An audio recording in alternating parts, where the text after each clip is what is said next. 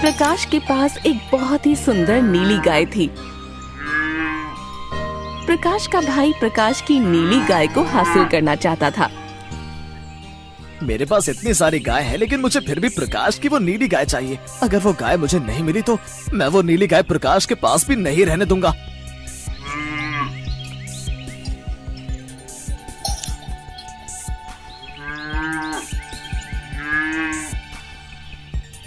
प्रणाम महेंद्र भैया, कैसे हो आप? अभी तक तो ठीक था, लेकिन लगता है अब नहीं हूँ। और बता, आज तेरा यहाँ कैसे आना हुआ? वो भी तू अपनी इस नीली गाय को लेकर आया है? भैया वो मुझे एक काम मिला है, खेती का काम है, लेकिन मैं रोज रोज अपनी इस गाय को साथ लेकर नहीं जा सकता हूँ, और मैं अपनी इस प्यारी गाय को घर में भी अकेला नहीं छोड़ सकता हूँ। तो मैं सोच रहा था कि मैं इसे कुछ दिनों के लिए आपके पास छोड़ दूँ। अरे वाह, ये तो बहुत अच्छी बात है। मेरे पास बहुत सारी गाय है, लेकिन प्रकाश की नीली गाय के आगे मेरी सारी गाय बेकार है। इस नीली गाय को अपने पास रखने का यही एक अच्छा मौका है। अरे भैया क्या हुआ? आपने कुछ जवाब नहीं दिया। कुछ दिक्कत तो नहीं है ना अगर मैं अपनी गाय को यहाँ छोड़ दूं तो? अरे नहीं नहीं, कोई दिक्कत नहीं है। तू इसे यहाँ मेरी और गायों के साथ छोड़ सकता है। और वैसे भी अगर मैं अपने भाई के काम ना आ सका तो क्या फायदा? तू परेशान मत हो, तू अपनी गाय को यहाँ छोड़कर जा सकता है। मैं जानता था कि आप मेरी प्यारी गाय को अपने पास रखने के लिए मना नहीं करेंगे। मैं जल्दी आकर अपनी गाय को ले जाऊंगा। आपका बहुत बहुत शुक्रिया बड़े भाई। ऐसा कहकर प्रकाश वहाँ से चला जाता है और महेंद्र नीली गाय को अपने पास देखकर बहुत खुश होता है। अबे प्रकाश, तू देख, अब मैं तेरी ये प्यारी गाय को कितने अच्छे से अपने पास रखता हूँ। मुझे यही तो मौका चाहिए था तुझे सबक सिखाने का बेटा। देख, अगर ये गाय मेरी नहीं तो मैं इसे तेरी भी नहीं रहने दूंगा। बेचारा प्रकाश अपने भाई के षड्यंत्र से अनजान खेतों में खेती करता रहता है। राजन, जो कि महेंद्र का पड़ोसी है, वो प्रकाश के पास आता है। अरे भाई, क्या आप ही प्रकाश हो? हाँ भाई, मैं ही प्रकाश हूँ। क्यों, क्या हुआ? प्रकाश भाई, मुझे तुमसे कुछ जरूरी बात करनी है। हाँ जी बोलिए। वैसे क्या मैं आपको जानता हूँ? मैंने तो आपको कभी पहले देखा नहीं। नहीं, आप मुझे जानते नहीं है। वैसे मैं आपके भाई महेंद्र का पड़ोसी हूँ। मैं बस आपसे यही बोलने आया था कि आप जो अपने भाई के पास नीली गाय छोड़कर आए हो ना, उसकी हालत ठीक नहीं है, मरने वाली है वो। क्या? लेकिन मैं तो उसे अच्छा भला भैया के पास छोड़कर गया था। ऐसा क्या हुआ कि वो मरने वाली है? आपकी वो गाय मेरी बेटी को बहुत पसंद है, और अब उसकी ऐसी हालत देखकर मेरी बेटी की रो रो कर हालत खराब है। आपकी गाय की वो हालत मुझसे देखी नहीं गई, इसलिए मैं आपको ये बताने आया हूँ। लेकिन आखिर ऐसा क्या हुआ जिससे कि उसकी ऐसी हालत हो गई? आपकी गाय का शरीर बहुत कमजोर हो गया। लेकिन ये सब हुआ कैसे? क्योंकि मैं तो अपनी गाय को अच्छा भला छोड़कर आया था। मेरा पड़ोसी मतलब आपका भाई रोज उसका दूध निकालता है और खाने के लिए बहुत कम देता है, और उस पर बहुत ज्यादा अत्याचार करता है। अब मैं और क्या बताऊं? बस मैं तो आपसे यही बोलने आया था कि आप बस अपनी गाय को उसके पास से ले जाइए। आपका भाई बहुत ज्यादा अत्याचारी है। न जाने वो तुम्हारी गाय के साथ और क्या क्या करेगा। मैं आज ही जाकर भैया से अपनी प्यारी गाय को ले लूंगा।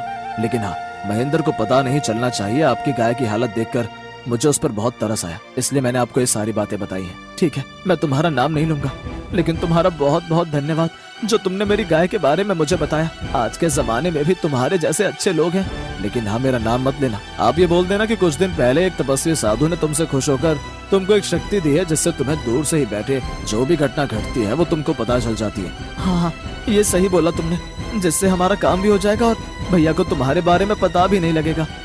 गुस्से में प्रकाश महेंद्र के घर आता है।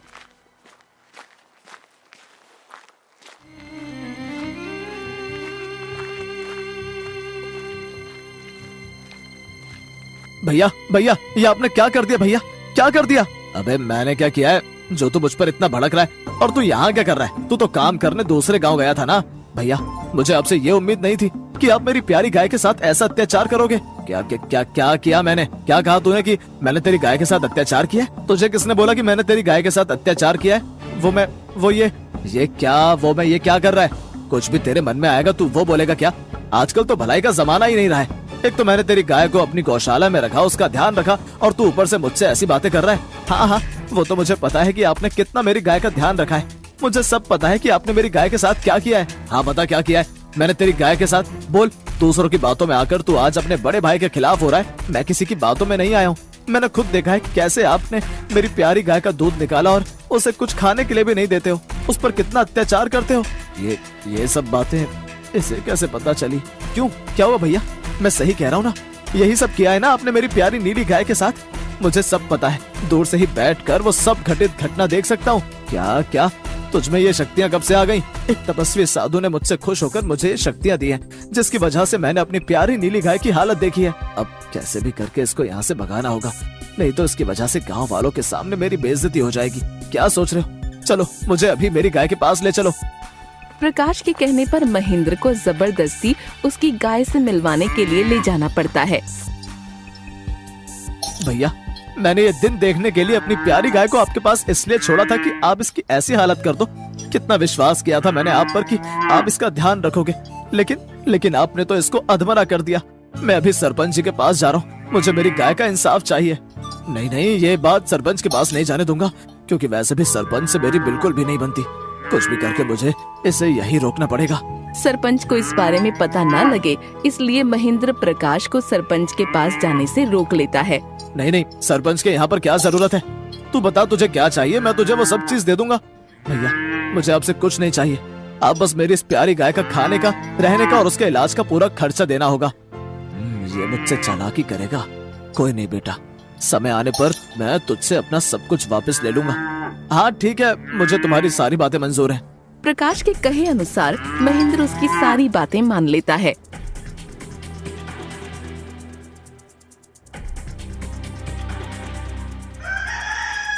और कुछ ही दिनों में प्रकाश की गाय भी ठीक हो जाती है। एक दिन गांव में सेठ बलवंत राणा का मुंशी घोषणा करता है। अरे सुनो गांव के सभी लोग सुनो, कल रात को सेठ बलवंत राणा के घर में एक मूल्यवान रतन चोरी हो गया है। जो कोई भी उसका मूल्यवान रतन को या फिर चोर को ढूंढेगा तो सेठ उसे एक घर और 1000 सोने की मोहरें देंगे। मुंशी की ये बात सुनकर महेंद्र के दिमाग में प्रकाश से बदला लेने का उपाय आता है। अरे वाह, ये तो बहुत अच्छा समाचार है। अब तो प्रकाश से बदला लेने का मौका मिल गया। अब आया ना ऊंट पहाड़ के नीचे।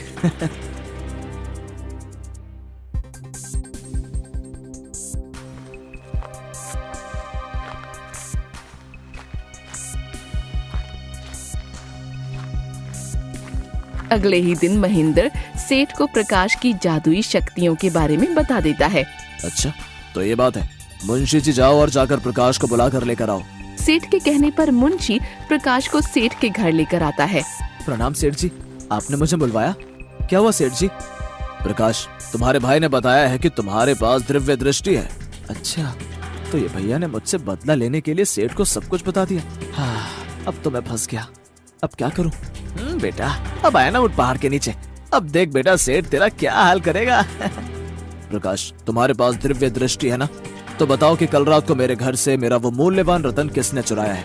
सेठ के डर से प्रकाश आंखें बंद कर लेता है और जो भी उसके मन में आता है वो बोल देता है। सेठ जी, आपका वो मूल्यवान रतन दूसरे गांव के आए 10 चोरों ने चुराया है। चलो, कम से कम ये तो पता लगा कि आखिर वो रतन किसने चुराया है। मुंशी ने तो अभी तक कुछ पता नहीं लगाया। अगर तुमने मेरा मूल्यवान रतन ढूंढ दिया तो मैं तुमको इनाम में दिए गए पुरस्कार के अलावा अपनी तरफ से भी तुमको इनाम दूंगा। और हाँ, अगर तुम ये नहीं कर पाए तो मैं तुमको तुम्हारे पास दिव्य दृष्टि का झूठ बोलने के जुर्म में जेल में बंद करवा दूंगा। सेठ की बात सुनकर प्रकाश डर जाता है। सेठ जी, मुझे उन चोरों का पता लगाने के लिए कुछ दिन का समय चाहिए। कितने दिन का समय चाहिए तुमको? सेठ जी, मुझे 10 दिन का समय चाहिए, हर एक चोर के लिए 1 दिन। ठीक है, तुमको 10 दिन का समय दिया, लेकिन अगर इन 10 दिनों में तुमने चोरों को नहीं पकड़ा तो तुमको याद है ना? ठीक है सेठ जी। ऐसा कहकर प्रकाश अपने घर चला जाता है। अगर मैंने 10 दिनों के अंदर उन चोरों को नहीं पकड़ा तो सेठ मुझे झूठ बोलने के जुर्म में जेल में बंद करवा देगा। हाय मेरी प्यारी गाय, बता मैं आखिर क्या करूं? मेरे इस झूठ की वजह से कहीं मुझे जेल ना हो जाए। ऐसे ही प्रकाश रोज रात को कैलेंडर पर दिनों को काटता रहता है कि एक दिन राजन उसके घर पर आता है।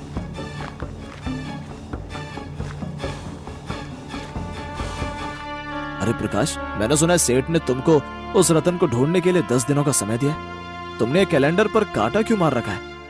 अरे राजन, क्या ही बताऊं, मुझे तो कुछ समझ नहीं आ रहा है। आखिर मैं उन चोरों को कैसे पकड़ूं? मैं तो बस 10 दिन गिन रहा हूं कि अब कितने दिनों बाद मुझे जेल जाना है। इससे 10 दिनों का हिसाब भी बराबर रहेगा। क्या हुआ, तुम यहाँ क्यों आए हो? मैं खबर लेकर आया हूँ सरदार। आज सेठ ने एक ऐसे आदमी को अपने घर बुलाया था जिसके पास दिव्य दृष्टि है। और सरदार, आपको पता है, उस आदमी ने 1 मिनट में बता दिया कि हम 10 चोर हैं। मुझे तो डर लग रहा है कि कहीं वो जल्दी हम लोगों तक पहुंच ना जाए। ठीक है, तू एक काम कर कि तू उस आदमी पर नजर रख और फिर मुझे आकर बता। ठीक है सरदार, जैसा तुम कहो।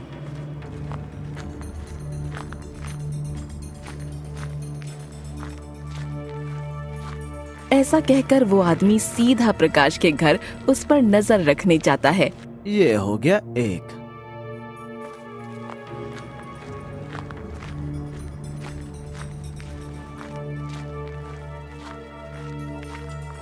अरे क्या हुआ, तू इतना जल्दी वापस कैसे आ गया?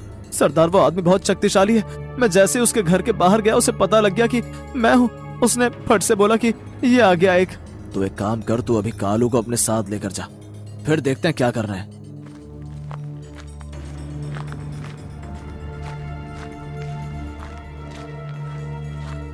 ये हो गए दो। प्रकाश की बातें सुनकर कालू और वो आदमी फट से हीरा लाल के पास पहुंच जाते हैं। अरे क्या हो रहा है, ये बार बार गिनती क्यों भूल रहा हूँ? बस आज का ही दिन बचा है, कल वो सेठ मुझे झूठ बोलने के जुर्म में जेल में बंद करवा देगा। बस आज ही रात हूँ मैं अपनी प्यारी गाय के साथ। मेरे जेल जाने के बाद न जाने उसका क्या हाल होगा। अभी जाकर उससे अच्छे से मिल लेता हूँ। प्रकाश जैसे ही नीली गाय से मिलने के लिए दरवाजा खोलता है तो देखता है कि उसके घर के बाहर वो 10 के 10 चोर खड़े होते हैं। हमें माफ कर दो। हाँ ठीक है, लेकिन एक शर्त है कि तुम जो वो मूल्यवान रतन लेकर आए हो वो मुझे दे दो। ठीक है, जैसा तुम कहो। ये लो वो मूल्यवान रतन। उस सेठ के रतन को देखकर प्रकाश की खुशी का तो मानो कोई ठिकाना ही नहीं था। अरे वाह, ये तो वही मूल्यवान रतन है, आखिर मुझे मिल ही गया। चलो मैं अब कल सुबह होते ही सबसे पहले सेठ को उसका ये मूल्यवान रतन दे दूंगा।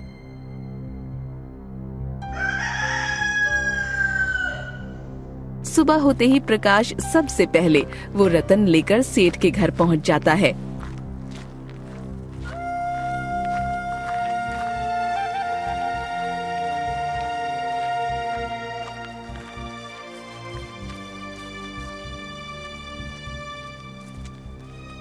तुम्हें मेरी बात याद है ना? आज पूरे 10 दिन हो गए हैं। उन चोरों का कुछ पता चला तुम्हें, या फिर तुम्हारे उस झूठ के जुर्म में तुम्हें जेल में बंद करवा दूं? नहीं सेठ जी, आपको इसकी तकलीफ उठाने की कोई जरूरत नहीं है। मेरे कहे अनुसार मैंने 10 दिनों के अंदर उन 10 चोरों का पता लगा लिया है, लेकिन उनकी एक शर्त थी। कैसी शर्त? सेठ जी, उन्होंने मुझसे कहा कि मैं या तो उनको आपके हवाले कर दूं या फिर आपका मूल्यवान रतन आपको दे दूं। तो फिर क्या कहा तुमने? तो सेठ जी, मैंने उनसे आपका ये मूल्यवान रतन ले लिया है। हाँ, तुमने सही किया, क्योंकि ये रतन हमारे घर की धरोहर है। तुमने बहुत अच्छा निर्णय लिया। ये लीजिए सेठ जी अपने रतन को।